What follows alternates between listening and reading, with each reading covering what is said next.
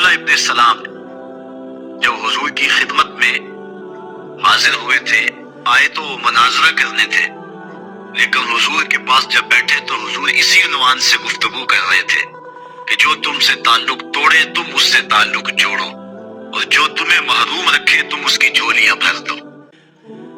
تو وہ آئے تھے مناظرہ کرنے کے لیے، یہودیوں کے بہت بڑے عالم تھے، لیکن حضور کے یہ حکمت بھرے جملے ان کے دل میں اتر گئے اور پھر وہ حضور کو دیکھتے رہ گئے۔ تھوڑی دیر کے بعد آقا کریم نے فرمایا عبداللہ ابن سلام آؤ کدھر آئے؟ کہا حضور میں آپ کا غلام بننے آیا ہوں، تیری تک کے ادامہ میں مرید ہو گئی۔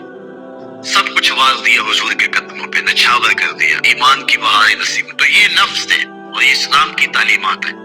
قطع رحمی نہ کرو، صلہ رحمی کرو، دوستیوں کو توڑو نہ جوڑو، ٹوٹے ہوئوں کو جوڑو، شکستہ دلوں کو طمانینت، سکون اور آرام دینے کی کوشش کرو، رشتہ داریوں کے تعلق کو پختہ سے پختہ تر کرو، خون اور دودھ کے رشتوں کا لحاظ رکھو۔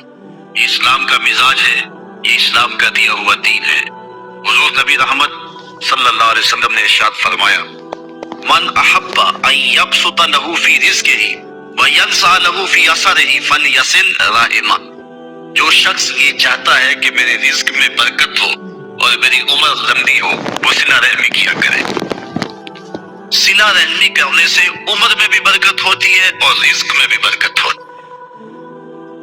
اور جو شخص قطع رحمی کرتا ہے وہ اس بات پہ غور کرے کہ یہ کتنا بڑا جرم ہے۔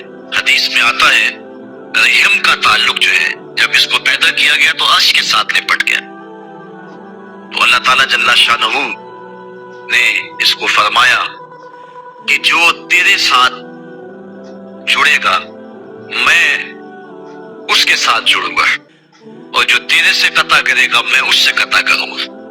تو صلہ رحمی کرنے والا اللہ کی خاص رحمتوں کا حقدار ہوتا ہے۔ اور اللہ تعالیٰ جل شانہ نے ان لوگوں کا تذکرہ کیا والذین ینقضون عہد اللہ من بعد میثاقہ ویقطعون ما امر اللہ ان یوصل ویفسدون فی الارض اولئک لہم اللعنۃ ولہم سوء الدار۔ اللہ تعالیٰ نے ان لوگوں کو اپنی لعنت کا حقدار بنایا ہے جو قطع رحمی کرتے اور صلہ رحمی کو پامال کرتے۔ آج جس دور سے ہم گزر رہے ہیں، آج ایک دوسرے کو توڑنے کی اور ایک دوسرے کو جدا کرنے کی کوشش کی جا رہی ہے۔ ہمارے دین کا سبق یہ ہے کہ آپس میں جڑا جائے۔ ان کبیرہ گناہوں میں سے ایک بہت بڑا گناہ قطع رحم ہے، رشتہ داری کو توڑنا ہے، دوستیوں کو پامال کرنا ہے، انسانیت کی تفریق اور انسانیت کا تشدد اور انسانیت کا اختلاف پیدا کرنا ہے۔ ایک روایت میں آتا ہے کہ جب شب قدر یا لیلۃ البرات آتی ہے تو سارے گناہ گاروں کو جہنم کی آگ سے آزاد کیا جاتا ہے، لیکن جو قاطع رحم ہے وہ اس دن اللہ کی رحمت سے محروم رہتا ہے۔ اللہ تعالیٰ نے ہمیں صلہ رحمی کا حکم دیا ہے۔ سورہ نساء کی پہلی آیت تلاوت کریں تو یہ حکم وہاں موجود ہے واتقوا اللہ الذی تساءلون بہ والارحام۔ اللہ تعالیٰ اس کے بارے میں ہم سے پوچھے گا۔ صلہ رحمی کا ہمیں درس دیا گیا ہے، اور جو شخص قطع رحمی کرتا ہے حدیث میں آتا ہے، اور حدیث بھی بخاری اور مسلم کی ہے، حضور نے ارشاد فرمایا لا يدخل الجنہ قاطع رحم، جو قطع رحمی کرتا ہے وہ جنت میں داخل نہیں ہوگا۔ اور آقا کریم علیہ السلام کا ایک فرمان جو کہ متفق علیہ ہے، بخاری مسلم دونوں میں موجود ہے، حضور نے ارشاد فرمایا من کان یؤمن باللہ والیوم الآخر فلیصل رحمہ، جو کوئی اللہ اور پچھلے دن پر ایمان رکھتا ہے تو وہ صلہ رحمی کرے، وہ رشتہ داریوں کو توڑے نہ، محبت کے رشتوں کو مزید مضبوط کیا جائے، رحم کے رشتے، دودھ کے رشتے، ان کو استقامت بخشی جائے۔ کوئی تھوڑی سی بات ہوگی تو یہ نہیں کہ اس سے الجھاؤ پیدا کر لیا جائے، اور ضبط کا مزاج ایک مومن اپنے اندر پیدا کرے اور मुकद्दस रिश्तों को ना तोड़े। दूसरा बड़ा जुर्म और गुनाह कबीरा गीबत है। सिला रहमी को तोड़ने के लिए भी, इन रिश्तों को पामाल करने के लिए भी गीबत का एक अहम किरदार है। इसलिए हमारे आका मौला ने हमें गीबत से भी मना किया, और ये कबीरा गुनाहों में बहुत बड़ा गुनाह है। बल्कि हुजूर अलैहिस्सलाम ने इरशाद फरमाया कि अल गीबतो अशद्दु मिन ज़िना, कि जो गीबत है वो जिना से भी बदतर है। और उसकी वजह हुजूर ने ये बयान फरमाई कि अगर कोई शख्स बदकारी में मुब्तला होता है तो बाद में तौबा कर लेता है, लेकिन गीबत से तौबा करने से भी माफी नहीं जब तक जिसकी गीबत की है उससे माफी ना मिले। इसलिए ये बदकारी से भी बड़ा गुनाह करार पाता है। और अल्लाह ताला जल्ला शानहू ने कुरान मजीद सूरह हुजुरात के अंदर इरशाद फरमाया, वला यग़्तब बादुकुम बादन अयुहिब्बु अहदुकुम अन याकुला लहमा अखीहि मैतन फकरिहतुहु। एक दूसरे की गीबत ना करो। क्या तुम में से कोई शख्स ये पसंद करता है कि अपने भाई का गोश्त खाए, और वो भी मुर्दा हो, और अपने मुर्दा भाई का गोश्त नोच नोच के कोई शख्स खाए, तो क्या तुम में से कोई शख्स पसंद करता है? फकरिहतुमुहु, कहा तुम इसको नापसंद करते हो। जिस तरह मुर्दा भाई का गोश्त खाना नापसंद करते हो, इस तरह गीबत से भी इज्तिनाब करो। गोया ये अपने मुर्दा भाई के गोश्त को नोचने वाली बात है। आका करीम अलैहिस्सलाम जब मेराज की रात गए तो हुजूर ने कुछ लोगों को देखा कि उनके तांबे के नाखून हैं, और उससे वो अपने ही बदन को और अपने ही चेहरे को छीन रहे हैं। तो जिब्रील अमीन से पूछा कि ये कौन लोग हैं? तो हज़रत जिब्रील अमीन ने हुजूर की खिदमत में अर्ज की, हाउलाइल्लज़ीना यग़्ताबून अन्नास व यक़ऊन फी आराज़िहिम, ये वो लोग हैं जो लोगों की गीबत किया करते थे। गीबत ऐसे ही है जिस तरह अपने बदन को नोचना है और अपने मुंह को छीनना है। आका करीम का ये फरमान भी सुनिए। हुजूर ने इरशाद फरमाया, तिबरानी ने अपनी मुजम में इसको लिखा, अल मुस्तमिउ अहदुल मुग़्ताबी, फरमाया जो गीबत सुनता है वो भी एक गीबत करने वाला ही है। और सिर्फ जुबान से ही गीबत नहीं, अगर हाथ के इशारे से और गोशाए चश्म से भी गीबत की जाए तो वो बंदा भी गीबत करने वाले में शुमार होगा, और उसको भी उसी तरह सजा भुगतना होगी। एक खातून का तज़किरा चला तो हजरत आयशा रज़ियल्लाहु ताला अन्हा ने उसका हुजूर को बताते हुए अर्ज किया हाथ के इशारे से कि वो छोटे कद की। तो हुजूर ने फरमाया, आयशा गीबत न करो। तो अर्ज की, हुजूर वो वाकई छोटे कद की है। गीबत ये है कि किसी शख्स के ऐब को जो उसके अंदर मौजूद है उसके पसे पुष्ट बयान करना, ये गीबत है। और अगर उसके अंदर ऐब नहीं है और फिर ऐब उस पर लगाया जाए तो ये गीबत नहीं है, ये बोहतान है।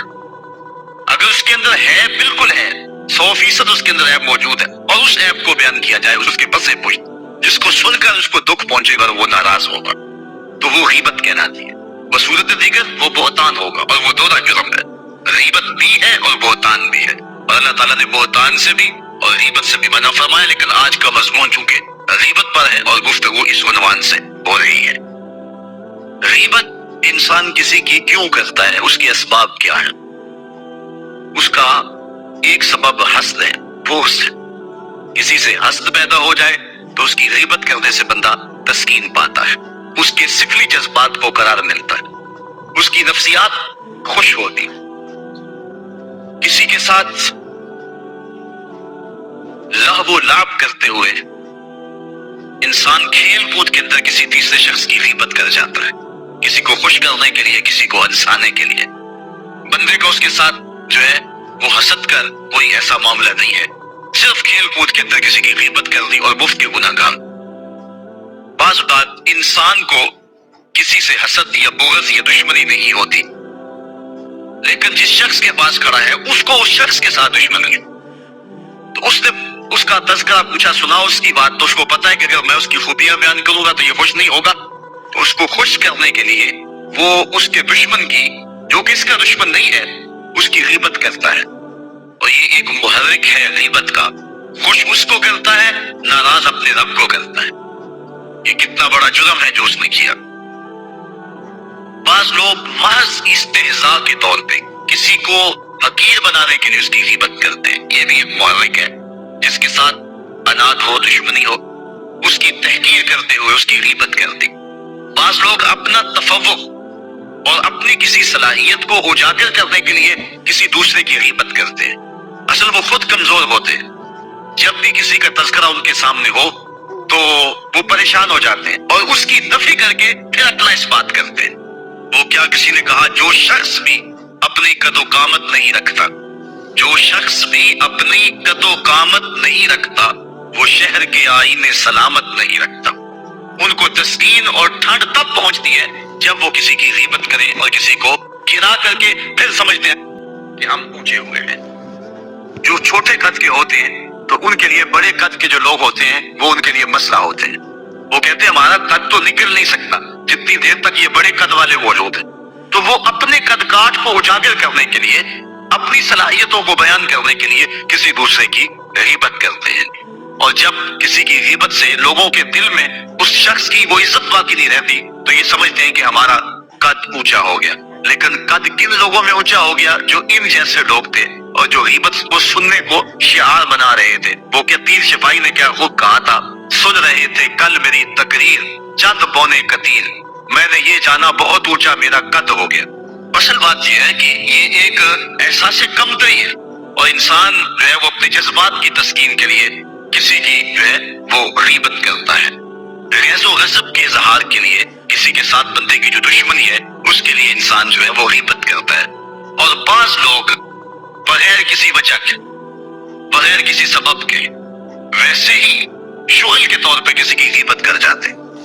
بہرحال غیبت کا محرک کوئی بھی ہو، حقد ہو، غضب ہو، حسد ہو، دشمنی ہو، استہزاء ہو، تحقیر ہو کسی کی، اپنی شخصیت کو اجاگر کرنا مقصود ہو، کسی سے بدلہ لینا مقصود ہو، کسی دوسرے کی خوشنودی حاصل کرنا ہو، یا کوئی غرض دنیا ہو، جو بھی محرک ہوگا غیبت کا وہ نامحبوب ہے، اور اللہ تعالیٰ اس کو پسند نہیں کرتا ہے۔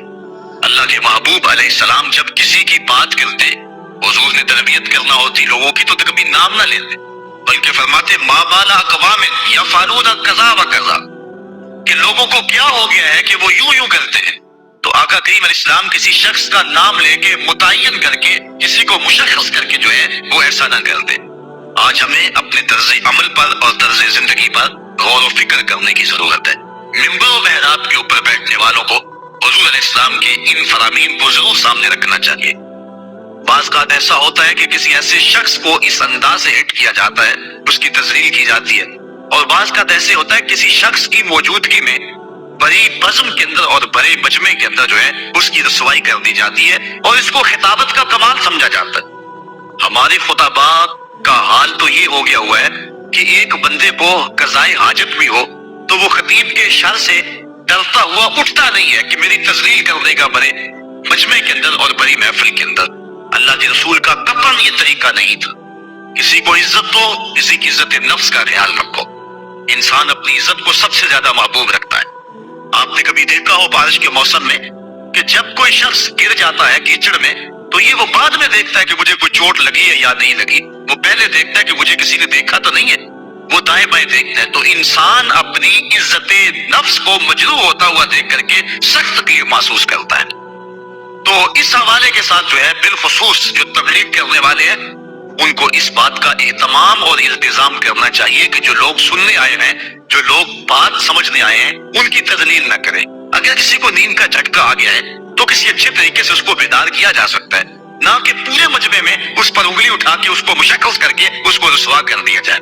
کس کو ضروری کام کے لیے جانا پڑ گیا ہے تو اس کی تذلیل کر دی جائے۔ اللہ کے رسول کا قطعاً طریقہ نہیں تھا۔ آقا کریم علیہ السلام محبت کا درس دینے آئے تھے، اور یہ عموماً ہماری مساجد کے اندر بھی رواج ہے۔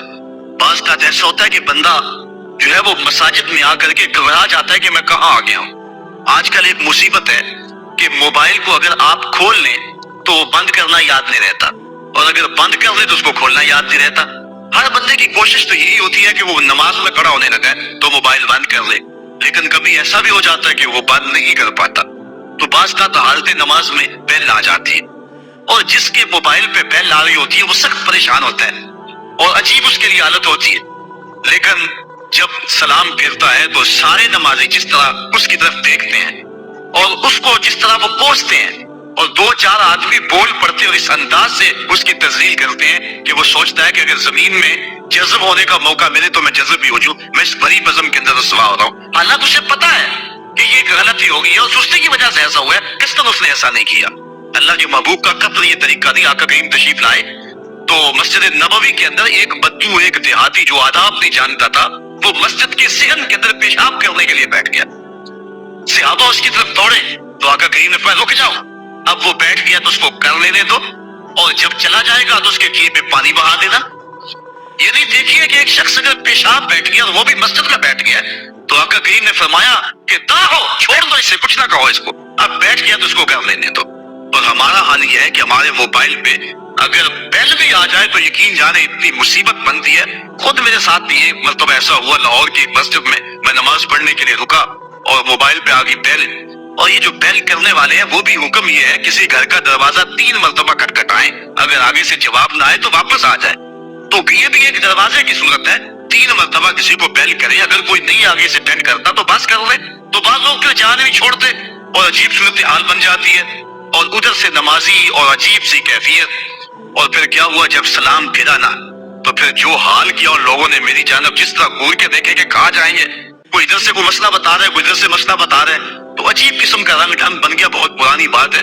تو بہرحال جو ہے وہ یہ ایک عجیب سی صورتحال ہے، اس طرح ہمارے واعظین کا بھی طریقہ ہے، اور یہی وجہ ہے کہ لوگ ان کی مجالس کے اندر جو ہے وہ آتے نہیں اور بھاگ گئے ہیں، اس طرح لوگوں کی تذلیل کرتے ہیں اور اس طرح جو ہے وہ لوگوں کو رسوا کر کے رکھ دیتے ہیں۔ ہر شخص کا اپنا مزاج ہے، دیکھیے کوئی آدمی سبحان اللہ کہہ کے اپنے جذبے کا اظہار کرتا ہے، کوئی آدمی صرف سر ہلانے پہ اکتفا کرتا ہے، کوئی ایسا بھی ہے کہ جو بات کو سوچتا ہے اور اندر اندر جو ہے وہ اس بات کو اتارنے کی کوشش کر رہا ہے، اور کوئی ایسا بھی ہے جو آنسو بہا کے داد دیتا ہے، اور ایسا بھی کوئی ہو سکتا ہے جس کو تمہاری بات پسند بھی نہ آئے، لازمی تو نہیں ہے، مسلط تو نہیں ہے بات، اس لیے تم لوگوں کے اوپر چھوڑ دو نا بات، اور تم نے یہ کہا کہ بس سبحان اللہ کہنا اور ہاتھ کھڑے کر کے کہنا اور ہاتھ بھی دونوں، اور پھر ہمارے نقیب جو حال کرتے ہیں، یہ دکھڑے ہیں، یہ میرا مضمون تو نہیں ہے لیکن مضمون کے ضمن میں بات آگے جو میں کر رہا ہوں، وہ جس طرح وہ کرتے ہیں کہ جس نے مدینے جانا ہے وہ ہاتھ کھڑا کرے، ایک مجلس میں نے کہا میں مدینے جانا بھی ہے اور ہاتھ بھی نہیں کھڑا کرتا، یہ کوئی لازم ہے کہ جو ہے وہ تمہارے کہنے کے ساتھ مجھے ٹکٹ مل جائے گی، اور عجیب سی کہانی ہے، تو یہ عجیب ایک صورتحال بنی۔ ہم نے اس کلچر کو بدلنے کی کوشش کرنی ہے، اس ماحول کو بدلنے کی کوشش کرنی ہے، اور ہمیں اس حدیث کے ضمن میں یہ ساری تشریحات رکھی ہیں کہ حضور اگر کسی شخص کو کچھ کہنا بھی ہوتا، اس کی کچھ غلطی بھی ہوتی اور ٹوکنا بھی ہوتا، تو حضور فرماتے ما بال اقوام یفعلون کذا و کذا، قوم کو کیا ہو گیا ہے کہ وہ ایسے ایسے کرتے ہیں، تو حضور اس شخص کا نام نہ لیتے، اس کو مشخص نہ کرتے، تو اس کو رسوا نہ کرتے، یہ آقا کریم کا طریقہ ہے۔